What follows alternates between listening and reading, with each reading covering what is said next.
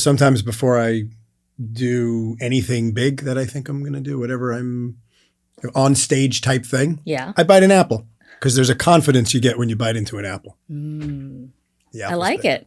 How did you come up with that? Is that something that you did on your own? No, I think I read it somewhere. I forget. And I was like, that apple technique is money. It's great. You just chew. You imagine yourself biting into an apple. You're always confident. That's really interesting. Isn't that? That's a great technique. It's a great technique. I'll have to try that. I didn't do that today, but you didn't bring an apple with you. No, I wish I did though. I think maybe it was something I did like the first 10 or 20 times I remembered it, and then you can't always have an apple. You can't always have an apple. You know? Yeah. Do they give apples out at the city? They don't. They don't give apples out at the city, but that might be a really great technique. You know, you bite an apple, jar yourself out of the mindset you're in, get some nutrition. That's right. Yeah. That's right. It could be a good cultural shift to start promoting nutrition and healthy eating. And there's always apples available at the city of Santa Monica. There's always apples. Maybe at the farmer's market. Maybe. Yeah. Yes. See a partnership somewhere down the road. Yeah. Public-private. Yeah. Public-private. So you have spent now a bunch of years at the city. Yep. How many? 7, 8? Almost 8. Yeah. Just shy of 8 years. So that's a while. It's a while. Yeah. You've gotten a lot of experience of dealing with all of the things that a city can possibly deal with. We've dealt with quite a few these past couple of years. Yeah. And as the chief communications officer, communications is your forte and what you focused on, and arguably one of the most important aspects of any relationship. Sure. I think relationships is the key word there. Relationships are so important, not just within City Hall, but building a relationship with the community to build that understanding and tackle some of the hardest issues. Without a relationship, you can't build trust. So relationship is really important. And how did you start to do that at the city? What were some of the strategic initiatives you employed? And tell me a little bit about how that went and what some of your focus was. And let's get into it a little. Sure. I mean, I think in some sense I had the easiest job and the hardest job. It was easy because there was no program before I joined the city. You know, when I came to Santa Monica City Hall, there was, I think, a skeletal crew, kind of disjointed, working on communications. And there was a deep need. There still is one now, not just in Santa Monica, but I believe in government in general, to build understanding of some really tough issues. There's a lot of details. There's a lot of nuance. Things that feel straightforward sometimes are not. And so, I was tapped to come and start a program. So how do you build a relationship with a community? There's actual, steps that you can take. One of them was, we had a great Seascape. A lot of people read that newsletter. It goes to every home in Santa Monica. But, print, we were kind of, on the verge of digital when I joined the city. I mean, we had a website, but our social media was, lacking. And people were starting to subscribe to email newsletters and things of that nature. But really, beyond the tactics, it was about building a way to reach people where they are and do it in a way where it was multi-channel, and that we had a direct connection to residents. So that incorporates everything, right? Whether it's having a space on the website where people can go and learn more about information about the things that matter to them, to proactively reaching out, whether it's through media relations, through our local newspapers, or creating great video content, building engaging content on our channels, our TV channels. And then also, social media was this kind of growing, emerging thing when I joined the city. And, some people felt it was all about the numbers, get as many followers, get as many likes as you possibly can. And, we really focused on getting the right viewership, right? So we were super focused on that 64,000 households. How do we get, build a communications program that reaches that audience? So whether it's in times of crisis, and we've been through quite a few of those in the past couple of years, all the way through to learning about really exciting new programs and services that residents and people in the community can take advantage of and benefit from. Those things, there needs to be a way and a reliable way that you can reach as many of the people out there as possible, provide timely, factual, robust information, and then let people figure out how they feel about things, whether they want to engage, if the programs and services are right for them. And we've been able to do that over time, and it's been a really rewarding and tough job. Yeah. Yeah. Yeah, and I remember you mentioning earlier that access to information is equity. Absolutely. Information is power, right? Like if you don't know about something and you don't have all the information that you need, you may make decisions based on, misinformation, lack of information. So having the right information and all of the information is critical. Yeah. Yeah. How do you make sure that information? So misinformation is a fun word going around right now. Yeah. How do you make sure, or what are the factors that determine what information is misinformation? Yeah. I mean, I think there's a big difference between opinion and fact, right? And that's prevalent in our society today. Right. I mean, that's much bigger than Santa Monica or my job or City Hall. Most people have a different definition for the word fact. They do. Which is the problem, I think, in a lot of ways. Therein lies part of the problem. I think that's why I think, some people feel that government shouldn't have a voice and shouldn't have an opinion, right? But government is comprised of people, and the people that work there, myself included when I was there, we have thoughts and ideas and perspectives, right? So there is a space for that. That's why, I think blogs and some social media content, it's really important to be able to produce those thoughts.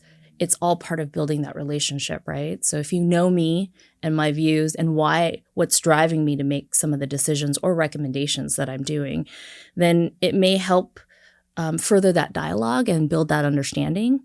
If it's just fact-based, that might be a little bit more of a challenge.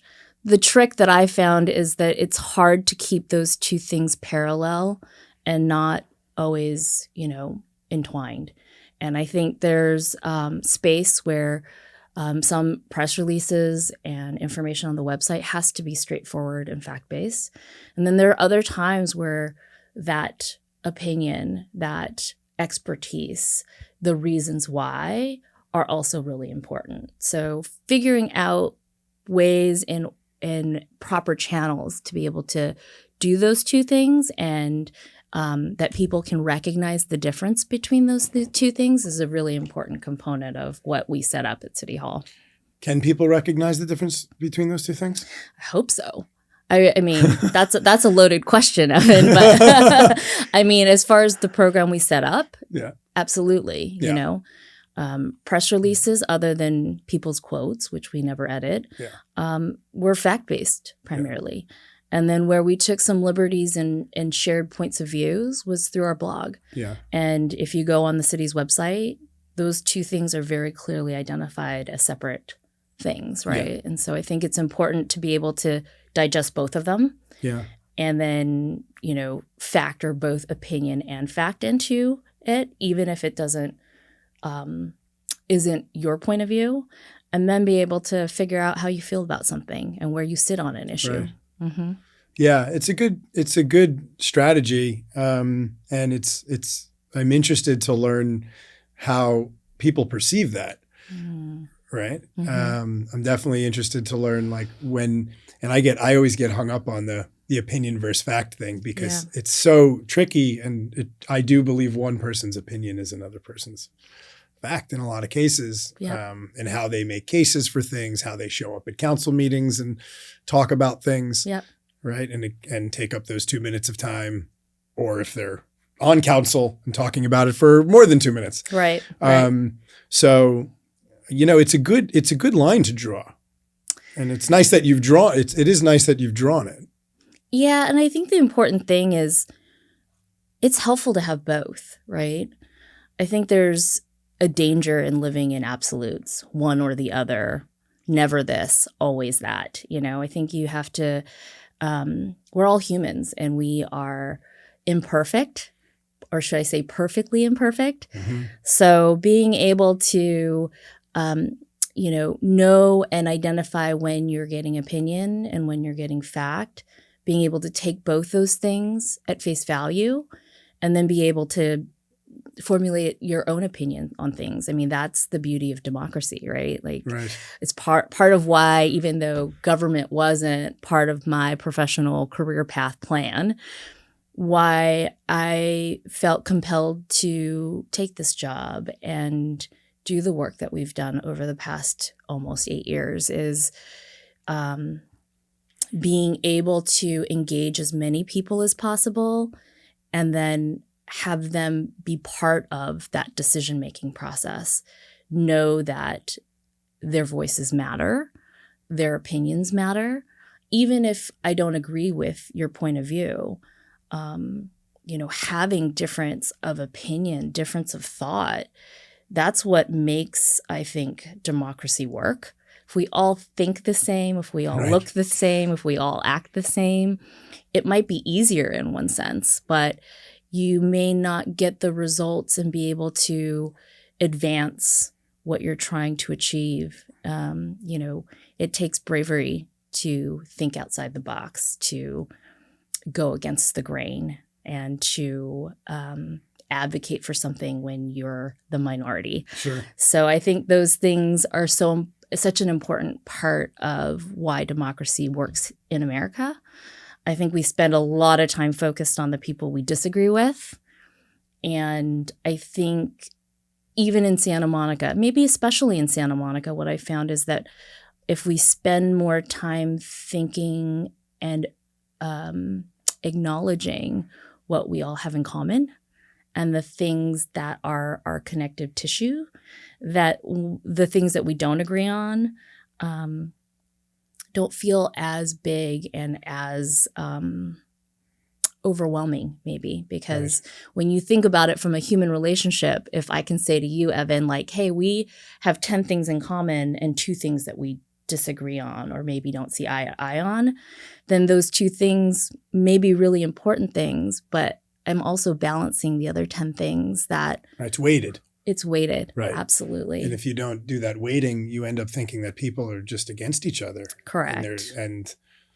And it's really not the case. I do believe that people have more in common than they have that they disagree on. And council actually would say that too, probably, because they seem to be unanimous on most of their votes, if I'm not mistaken. Yeah, I think where it gets a little tricky is sometimes you and people can agree on broader level of a topic, and then once you dig a little bit deeper, like in the approach, how we do things is, I think, almost as important as what you do, right? I mean, that's both from my culture, also from how I have approached my work, right? Like, if you want to get results, but the way you get those results is not in line with, consensus building and relationship building and trust. Or values. Then you might be successful, but you might be alone in that, right? So I think it's super important to factor those things in as you're making decisions, as you're approaching your work. And where we started this conversation, relationships, right? That's what's kept me in Santa Monica for as long as I've been here is the relationships. I think about all of the great things that we've been able to accomplish. Most of it was based on the fact that we had trusting relationships. And I still believe that trust is still there. And Yeah. I'm super hopeful for the future there. Yeah. Well, you've done a lot in a just under a decade. Well, I spent almost 8 years in City Hall, but before that, I spent almost half my life working in one capacity or another for the community. So I have a deep-rooted, passion and love for the community. Probably spent more time in Santa Monica than in my own home. So I guess that's a different definition of community member, right? So I might not be a resident of Santa Monica, but I've spent more time there than I did in my own home for maybe the last 20 years. Yeah, clearly you have a passion for it. Yeah, absolutely. Tell me a little bit about what you were doing before this. Give some context. Sure. I mean, I spent about 9 years as the vice president of downtown Santa Monica. I joined that downtown bid when it was Bayside District Corporation. It was a tiny little, business improvement district, and was able to join at a really exciting time where they were just about to establish the property-based assessment district. And with that shift, there was a lot more ability to do much more sophisticated outreach and marketing, enhanced cleaning, definitely more advocacy for the area. So I was fortunate enough to be there during a time where we kind of went from a small, primarily 3rd Street promenade to, a thriving downtown district.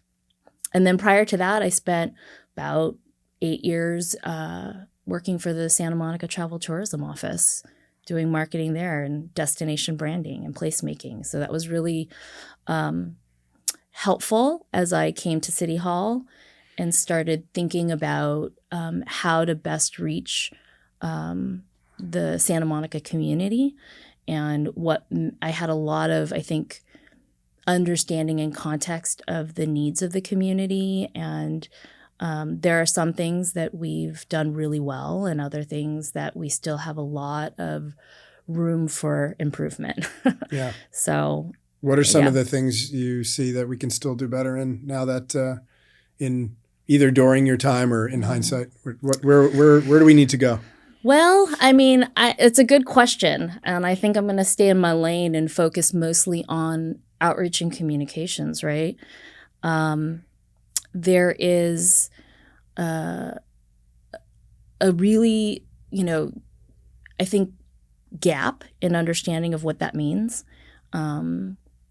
It's very logical. If I spend a lot of time with you, Evan, getting to know you and telling you about myself and about my thoughts and why I feel the way I do, then you build that trusting relationship.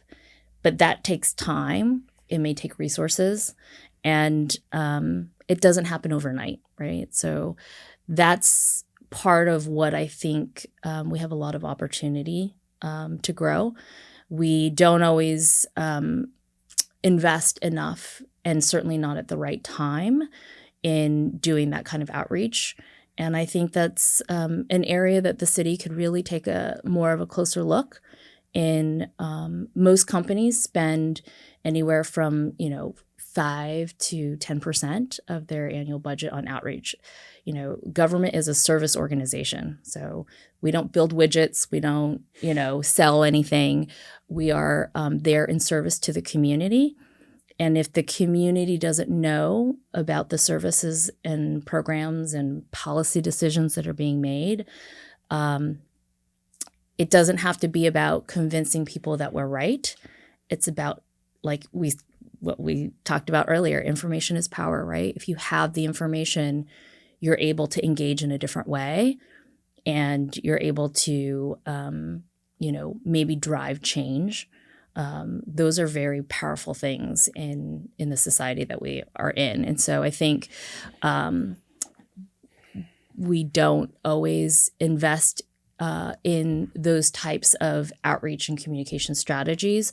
A lot of times, and it's not just isolated to Santa Monica, you invest the money once you have a problem or when something is misunderstood. imagine a place where people actually have information to begin with. Right. And it may not change the full outcome. It may not even change, your opinion on it. What it might change is how you feel about how the services were provided, how that policy decision was made, how it impacts me.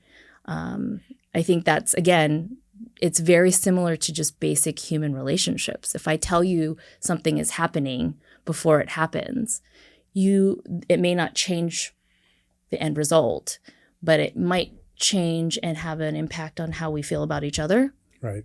That I trusted you enough and I shared enough with you in advance so that you weren't left wondering why at the end and speculating, right? So I think that part of not just government, but just, any business needs that type of investment.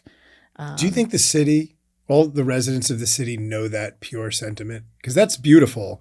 And sometimes I think that when I get, for example, some things from the city that feel like city things. Yeah. They feel like just pure information. It's Yep. usually some sort of legalese, Mm-hmm. maybe something about, the store going up with a liquor license that you need Right. you have an opportunity to, it's like on a Right. white card. Right. But then other times I do really feel, even in like the Seabreeze, for example, Mm-hmm. that there really is a deep, there's a warmth to it. Mm-hmm. Mm-hmm. And do you think that people, or are they beginning to start to understand that there are people in the city just like you, Mm-hmm. and that they care, and really what you just said, and to make them feel that you're connected to this in a meaningful way, and that you're trying to give them all the information. Mm-hmm. Mm-hmm. And are they reacting differently? Or are they saying, oh, wow, okay, I see that at least they're trying to, communicate this to me in an effective way? How do you even measure something like that? Sometimes it's tricky, I imagine. Yeah, I mean, there's different ways from a marketing standpoint that you can measure that. You can poll, you can ask. I think there's been a lot of conversations around market research and building that understanding. But I think it depends on who you're trying to reach and who you're trying to poll, right? Mm-hmm. There are people who are very engaged and who remain engaged, which is great. And then there are other people who don't have the ability to, whether it's because they're, busy working, they don't have childcare, you can't always make it to a city council meeting. And so knowing different ways to reach those audiences, I think, is really important. I think I'm very fortunate that I got to work with such caring and really intelligent people at City Hall. And Santa Monica, despite, what some of the opinions I've heard, I can say that I've been fortunate to work with some of the brightest people in public service, right? And, you may not agree on the approach. You may not agree on the end result. The one thing I can say, based on my experience, is that there are a lot of people at City Hall that care so much about the community, they take pride in the work that they produce. They're experts in their field. And, there's a basic level of respect that should come with that, even if there's disagreement on the why or the what, right? So, yeah, I, one of the purposes of originally creating this podcast, video podcast thing, was my frustration with the anger, right? And that people will seemingly, regardless of how much they have in common, they will focus on the one thing that they disagree on, and they'll say mean things to each other. They'll name call. They sometimes do like even preschool-like behavior where you'd be like, that's not how we treat each other. And that doesn't, and I see it a lot. And when I was the president of the Ocean Park Association, this was one of the Sure. rules that I had, is like, you come in here and you speak nicely to people. You Yeah. don't have to agree with it, but this is not a place where we yell at each other. Right. And there tends to be there's a stigma around that in a lot of organizations. And that was one of the things I wanted to really change. And I've been harping on it now for a long time. And I guess a lot of, what the opportunity is Right. to get people to say, well, I have the information. I see that there's another person on the other side of there. Mm-hmm. And I don't have to yell at them and be angry at them. They're a person too. Right. And when we're talking about communications, Yeah. it's like, it's really the epicenter of the opportunity Mm-hmm. Mm-hmm. to contribute to the many people who live here. So I'm always just thinking, and I've seen a lot of it. I know a lot of it has improved while I've been there. So it's a good sign. Yep. Which is great. And I guess all we can do is hope that people continue to just be cautious about how you speak to people. Be kind. Yeah, I think it's interesting. You started with the word anger, right? And I don't think being angry is bad. I actually think anger is driven by passion when you feel really strongly about something. I think what you do with that anger matters. Right. And I think that goes back to what we talked about earlier about the how you do something, right? So if you don't agree with somebody, you can be angry about a situation or about a topic. How you choose to then express that anger and what you do with that energy is really important. If you want to let that anger fester and it becomes personal and you make personal attacks, I think that's a choice.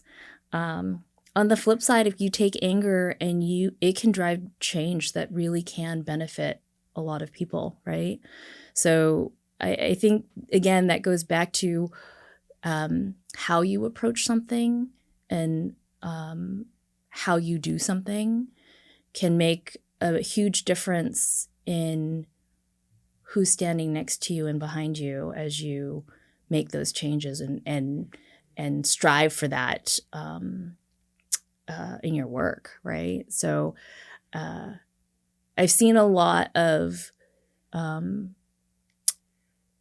dissatisfaction with, either with government, with politicians, with different neighborhood organizations, different groups. I think all of it is important as we talk about engagement, civic engagement, and everybody deserves to have their opinion. If I didn't believe in the First Amendment, I don't think I would be able to have done the work that I've done for Sure.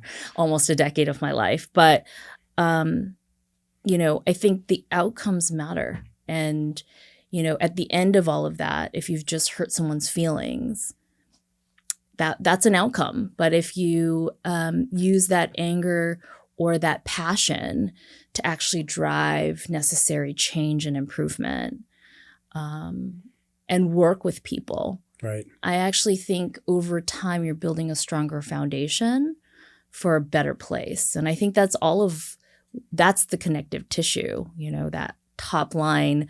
What do we all have in common? We all want a really great place that we can be proud of and that we connect to, Yeah. right? I'm glad you made that differentiation, because the spectrum of emotion Yeah. is something that is human, right? It's a Yeah. human thing. That's not Yeah. that's not something you can really get rid of necessarily, but allowing it to process and doing something constructive. Yeah. Right. Just one of the things is like, at the simplest way is like, if something bad happens to you in a day, you wouldn't go to the coffee shop and yell at the person selling you a coffee. Right. Right. Right. Something happened and it stinks, but you wouldn't want to project that energy outward to the rest of the world. Right. And that's a microcosm of, I think, when we're dealing with bigger issues, it's like, okay, we see there's a real issue here. And there a lot of times that anger, or I want to say all the time, that anger is coming from a good place. Most of the time. try not to make universal statements.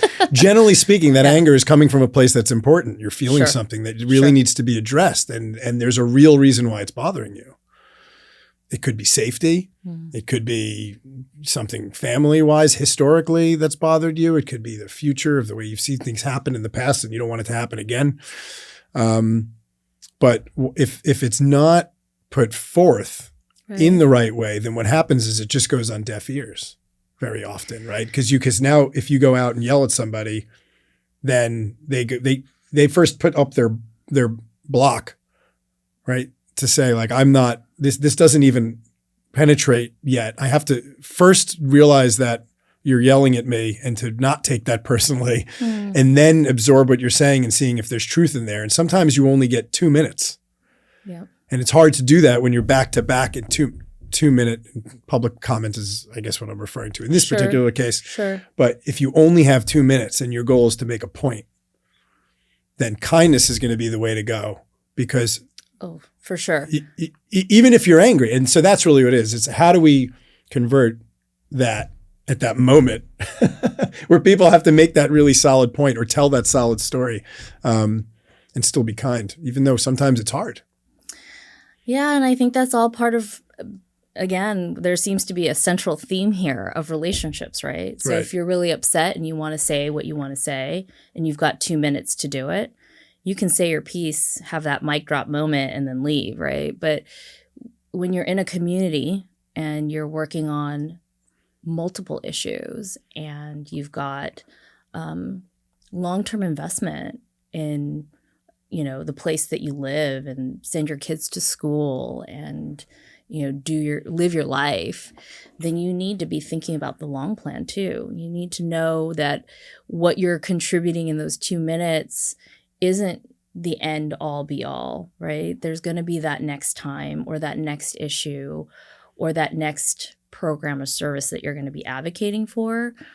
So I think those are things that are really important. And I think that's why ongoing dialogue, ongoing communications is so important, because there's a lot of times where people read about something or learn about something and they may not act, right? But the next time that there is a moment that they want to act, there's all that history of information and dialogue that's there waiting for them. It's hard to separate sometimes. It is. It is. And you're right. It can be helpful. It can also be hurtful. Yeah. So I think it's important for us but it's better for it to be there than not, right? I mean, you have to hear the stuff. You have to hear the stuff. You have to hear it. Absolutely. Yeah. So if you were to give one, I'll say piece of advice to other cities. Other cities. Right? You said, this is what I've learned and this is what I recommend all cities do. Yeah. What would that be? That's a big question. I don't know if I have the exact answer.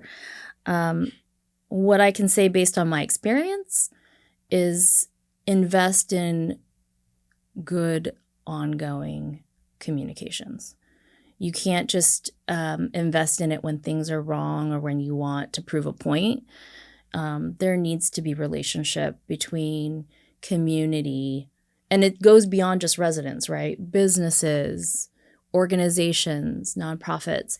You need to have that direct relationship. And that takes time. It takes investment.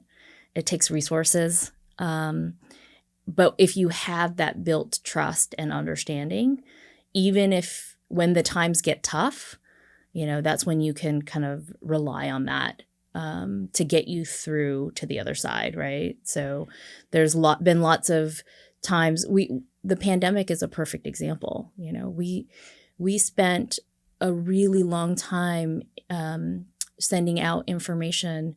Even though LA County was sending out information, the state obviously was sending out information. Santa Monica invested a lot in relaying information over time to our community about changes in local ordinances, programs and services available to help support the community.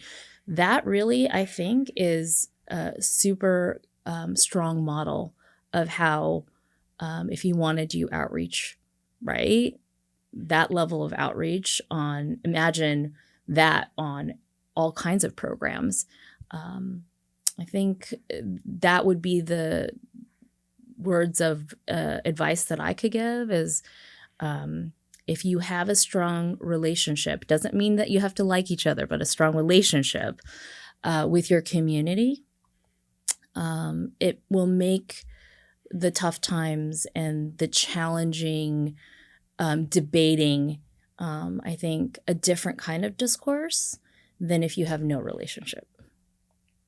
Gotcha. Mm-hmm. Have you found an overlap between like the values that you put forth with the city around communication and like how communication serves you in all other aspects of your life, knowing that this is your specialty? Like, without getting, home life, Right. and friends. Like, is there a common thread that kind of draws some of the values that you've put forth? That's a really good question, and you'd have to ask my husband that question. But yeah, I think so. I think that's. You don't have to go into the details of all the little things, but generally speaking. Yeah. Yes, I think so. I think it's really important. That's, at least for me personally, a really important part of who I am. I have, a husband, I've got kids. I spend a lot of time at work. And if I'm going to spend that time, I know you're a new parent too, outside of your family and the things that matter to you most from a personal perspective, you have to be able to infuse who you are into your work and, draw some lines in the sand of what you're doing and how you want to do it. So I think for me, how I wanted to do the work was, with that kindness and with that empathy, with the approach that just because you haven't participated before doesn't mean your opinion matters less. Right. So we talked you started the conversation around marginalized communities, right? I'm a first generation Korean American, and I grew up in a family where my parents relied on me and my sisters to help interpret things. And so, I think those voices matter. And, I think there's a lot of room for growth in reaching out to people who don't have access to a computer, for the first 12 hours of your day, right? They might be out working in different areas, and English may not be their first language. Those voices and those opinions and how programs and services and policies impact those people matter, because they're like my parents, right? Who came to America and raised their family and voted, but they may not have understood or been able to participate at the level they would have if they were able to receive information in a different way. Has one of the things that always occurs to me with working in an organization like a city, sure, is that there are sometimes things that are inefficient. So, but I'm making a joke of that because sometimes those inefficient things have to be done that way, because the efficiency is not always the answer. Sure. When it comes to bureaucracy or when it comes to distributing, say, information by, paper. Right. Printing paper right. is costly. Yes, it is yeah, costly. It's way cheaper. And mailing is costly. Yeah. And yeah, exactly. So whenever you're utilizing services like that, it's a cost center. There's some, I don't know how much the city spends a year on that. You probably do, but you'd say, well, that's the price we're willing to pay for equity. Mm-hmm. How do you make choices like that in those times? Well, I think, look, if there are certain programs and services that the entire community needs to know about and should be out there, those things do require full citywide mailings, right? I think Seascape is one of the main ways that people get information broadly about Santa Monica programs and services and knowing who's new and what's going on at City Hall. I think there's ways to be targeted. We just went through this with, rental assistance, right? So during the pandemic, there was a lot of people who couldn't work or were laid off and needed help to stay housed. And so, with state and federal programming, knowing what's available, who qualifies, some could argue that needed to be citywide. There's also other ways when there's limited budgets. You look at people who are in rent-controlled apartments. You look at things, other databases that give you a more targeted list and might be able to get the information into the hands of people who need it the most. And you still are able to make that impact and that difference. Yeah. So I think knowing when to invest and how to invest and use the resources that you have in the most beneficial way is an important part of equity, right? When do you translate? Like, I'm a huge proponent of translating in as many languages as you possibly can with as much as you possibly can. But that may not always be the reality, whether it's time or money or, space even. So, you have to think about the tools that you have and allocate the resources to make the most impact on the areas with the people that need it the most. Yeah. Yeah. Oh, well said. That's strategic, targeted communication. Right. Right. Yeah. Yeah, I know. And it's a interesting line to walk too, because, and I know, and sometimes I'll say it's not even, I like picking up a paper. Yes. Sometimes people, what you do by sending them the mail is you offset their normal routine. Right. You're like, oh, wow, this looks interesting, like the one paper I'll read, or sure. Right? I get the sea breeze. Everything else comes to me in my email. Sure. So this is sort of a fun approach as well. I could add even fun and unique to the idea of some of those things. I think multi-channel communications is important, So if you start to see things and your preference is to get emails, but you also now once a month or however often read an article in Seascape. Now you've and it's slightly different information. Right. Maybe one's more detailed than the other. It may change and build your understanding of something. So what you get in a tweet is going to be very different than what you get in a blog or in an article in Seascape. What would you say is the most effective medium that you've used? Oh, gosh. I don't know that you can I don't know that I could say there's any one most effective, and it depends on what you mean by effective, right? Maybe like which reaches the most amount of people. Yeah. Which one let's start with that. Which one reaches the most amount of people, would you say? That I can track is our email newsletter that we built. I mean, we did not have a citywide email newsletter. And we know that some people love Seascape and some people don't ever open Seascape. And so if digital is your format, I mean, we know that goes out to, 40,000 residents' email addresses. Yeah. And we know what the open rates are, right? Yeah. So we know that about 40% open rate. That's really high, right? Yeah. That means that, you're reaching. One of those is me. A good, and then you can look at click-throughs and you can see which articles people are most interested in, what information, how many people are coming through certain channels to be able to access that information. Mm-hmm.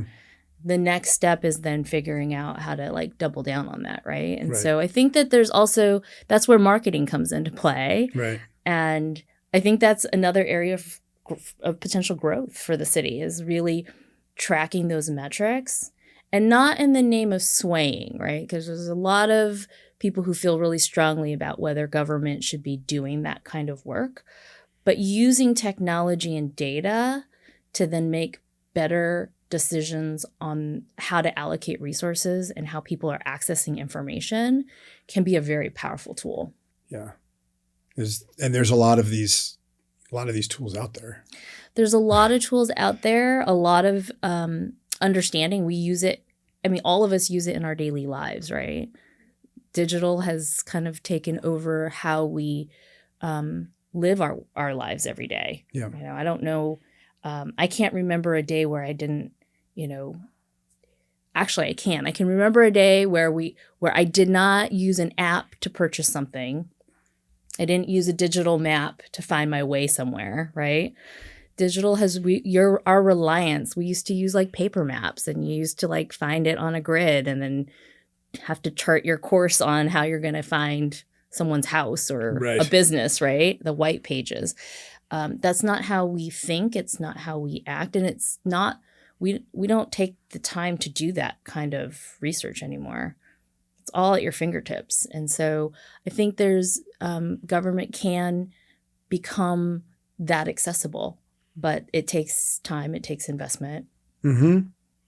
It's always nice to see. I always love to see when a government's doing things that normally I would expect from like a private company, especially on like marketing tactics and stuff like that. And which is probably a good segue into a little bit around public-private partnerships. Are there any that are significant that are worth mentioning in terms of how you've done some of the strategic communications or in general around yeah, that? I think again, there's so much opportunity there because Santa Monica is such a dynamic place, and it has so many great companies, so many great private residents in the city, and government can't do everything on its own, right? So public-private partnerships, I think, is one way to fill some of those gaps that government can't fill on its own.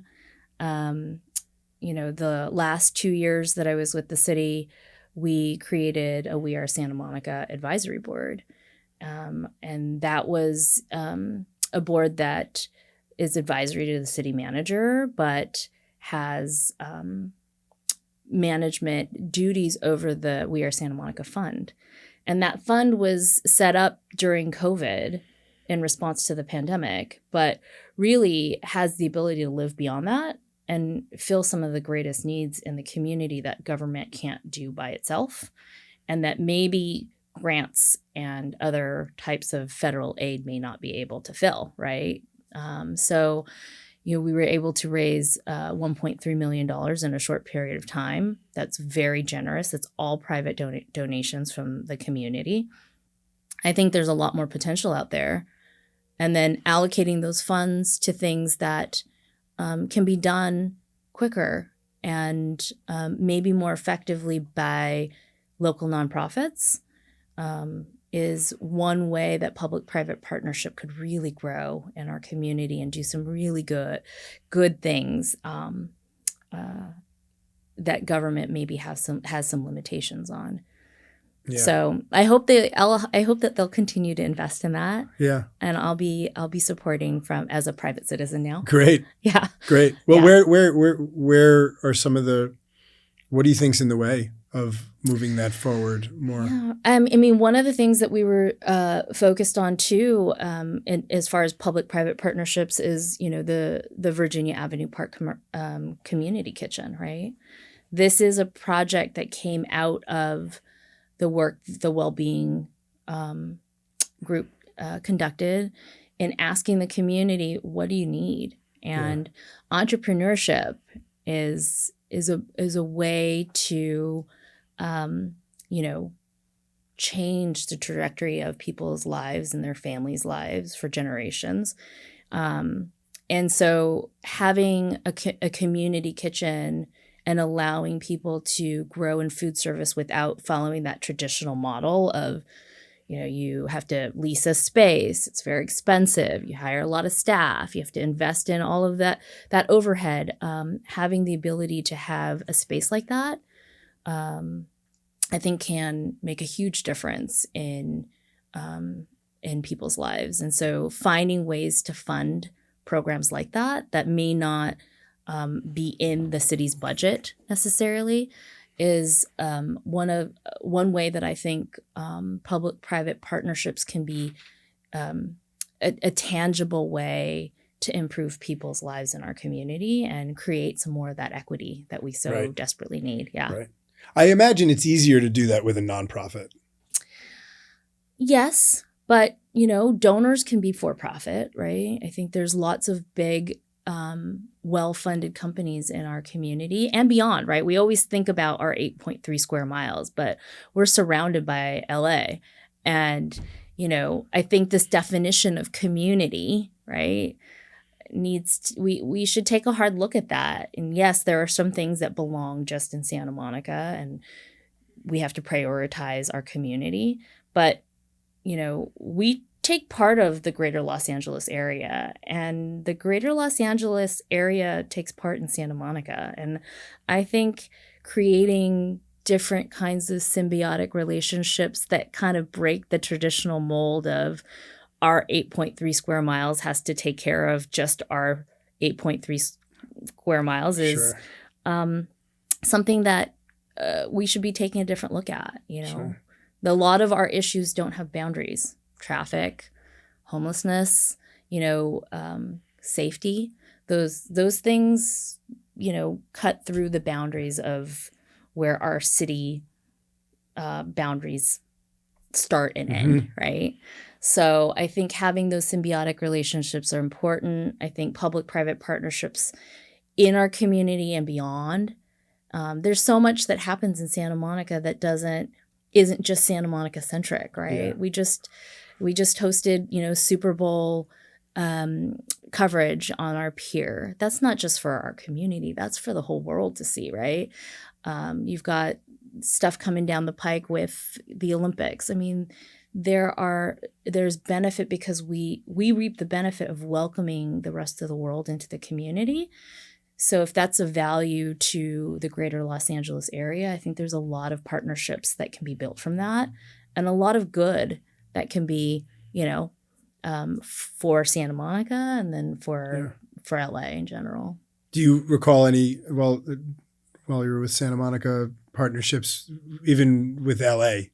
And is there an opportunity to do that you see now that you'd love to, like, here's a great thing that Santa Monica and LA could very, very immediately. I mean, homelessness is such a big one. But is there anything top of mind that you're like, that would be a great partnership? Well, it's a good question. There's probably a lot more, and we probably limit ourselves, at least as a city staff person, to the things that you think could happen. But if we were to blow, that apart and just say like anything, I mean, I'd say everything, right? When you're talking about, you said homelessness, right? Homelessness is not a Santa Monica issue. It's a global issue, right? And when you think about it from a local level all the way up to state and national level, there's lots of partnerships. When we look at what models work in other areas, I think there's stuff that we can learn, and then vice versa, right? So I think those types of partnerships can really help, open our eyes and not just be so Santa Monica centric. And then I think it's also beneficial for us to share our knowledge and our experience with, cities and places beyond that are facing a lot of the same challenges we are, may not have the same access to resources that we do. Santa Monica is a very fortunate place. And, I know we've gone through a lot of challenges in the last couple of years, but it's still one of the best places that you could ever want to be in Southern California. So I think we have a lot to offer to the rest of the world. We do. Mm-hmm. So to all those listening, we would like to help. We would like to help. I hope so. We have to help each other. Absolutely. Yeah. Yeah. There's a balance in all these things. It's one of the things that I've also seen, that every time I think there's anytime you can see the outcome of something and how you would get there, there seems to be another side of a different approach. And if you take that approach, then some people will struggle or not like the approach. And you are constantly having to balance the needs of everybody. It's very challenging. It is, but I think that's why public service is hard, but it's also the most rewarding.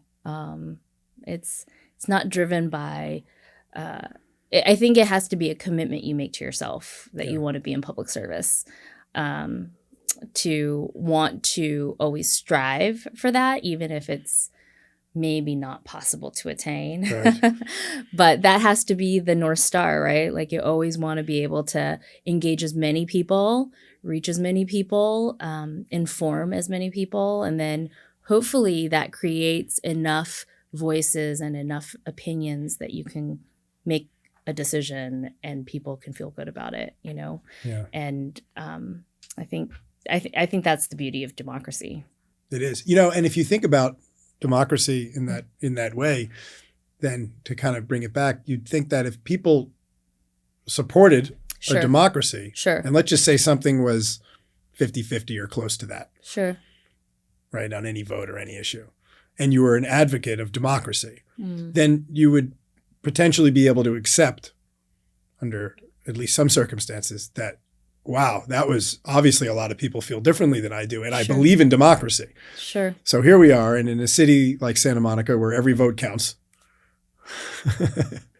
Well, for public voting, vote counts, right? Yeah. Inarguably, for the most part, I'd imagine it's pretty straightforward. You vote, it counts, and we try, and it's a check, and it goes on the tally. For the most part, I think so, but I also think, you know, it's not the end of the story. If you lose one vote on an issue, it doesn't mean that that's done forever. Sometimes there are opportunities to learn from those decisions and then continue to evolve the way you think, and then also maybe have an impact down the road when that type of decision comes up again, right? I think, you know, that's part of evolution is you make a decision, you apply it, you learn from it, and then hopefully the next time around, you know, you know we either got it right or we need to make some tweaks, or we completely got it wrong and we need to try something different, right? That iterative approach, I think, is so important when you're talking about, you know, impacting people's lives and livelihoods. So, I mean, but that also takes, it factors in risk. It factors in, you know, a lot of other things that government can't always afford to do, you know? So, again, it goes back to relationships. If you know we're trying something, it may work, it may not.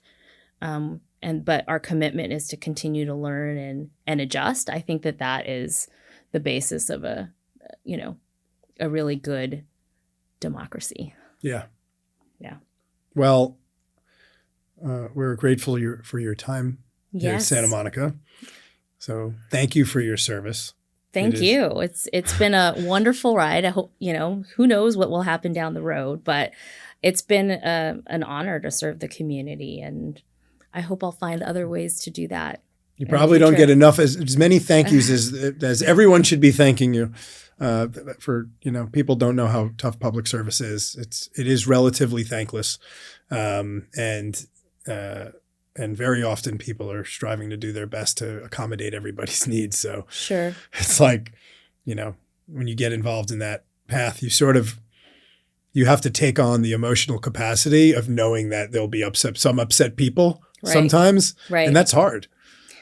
I know for me, has it been hard for you in that way? Has that happened? Yeah. I mean, for someone like me, anytime I can make 100 people happy, but the one person I didn't make happy, that's the one that sticks out in my head. Right. But, you know, you have to balance that, know that if I made 100 people happy, then that was a job well done. And always then have your eye on how you can improve to maybe get 101 people happy the next time. So, I mean, I think that's part of public service, like you said, always striving to improve that, reach more people, and do better. Yeah. Yeah. I encourage everybody in the world to do at least some public service. Yeah. And it potentially could help relate to all the people who do it all day. Yes. I mean, it is, like you said, it can be a thankless job in that way. And I think it's important for the community to remember that the people serving you are also people, that have feelings and want to do a good job. Yeah. Yeah. So now that you're moving on. Yes. Do you want to tell me a little bit about what's going on and where you're going? And Sure. So I am going to be starting with a local boutique public affairs agency. Might have to do that one again. Yeah, I feel like it's still a good keeper though, because it's funny. Yeah. Yeah, Siri had an opinion about it too. I'm going to a local boutique public affairs firm called Elevate. And I'm very excited about it. It's a female-owned local company. It's actually in Santa Monica. They have an office in Sacramento as well, but very excited about going and being able to kind of meld some of my public sector work with private sector work, and still having that government affairs tie. So I'm excited. I'm terrified. But I think being able to kind of meld those two things and still be of public service, but in a private company is a very interesting next step for me. So I'm excited. Yeah. When was the last time you were with a private company? Never. I've spent my entire career in either nonprofit or public sector work. So that's why it's a little terrifying. Oh, my goodness. Oh, it's going to be so refreshing. That's what people say, but it might be, I'm definitely one that feels more comfortable playing in the sandbox and knowing what the rules are. But, I'm looking forward. I think the agency I'm going to, I've had the ability to meet a few of my to-be colleagues. Very excited again of working with some really intelligent, committed people and do some really good work. So we'll see, Evan. Yeah. Our paths may cross again soon, but you're not going far. I'm not going far. They are based in Santa Monica, and again, a lot of staff live in the greater Los Angeles area. So we'll probably see each other walking down the street. Excellent. Yeah. Excellent. Would you like to leave the community of Santa Monica with a couple last words? Last words. Not forever, just for this one thing. Yeah, it's not like, sure. Yeah. At least for this chapter. For this chapter. I have an overwhelming sense of gratitude. Even though the last couple of years have been super hard, I would say they've also been the most rewarding years because I've been able to work with some great people, work for some great people, and I really hope Santa Monica continues to be the amazing place that it is. And I hope to continue to contribute to it, maybe not as a city employee, but as a private citizen. And it's a special place. So keep it special. Keep it special. Keep it special. Well, thank you for being with me today and spending the time. And it's been an honor. Thank you for having me. This was great. Were you able to feel the heat from the fireplace, by the way? Is that it? It's right here. It's the best heat it's right? Very nice. It makes it cozy. This is what you call a Meyerside. This is a Meyerside. This is a Meyerside fireplace. That's right. Yeah. That's right. Well, thank you. Thank you. And I will speak to you soon. Sounds good. Thanks.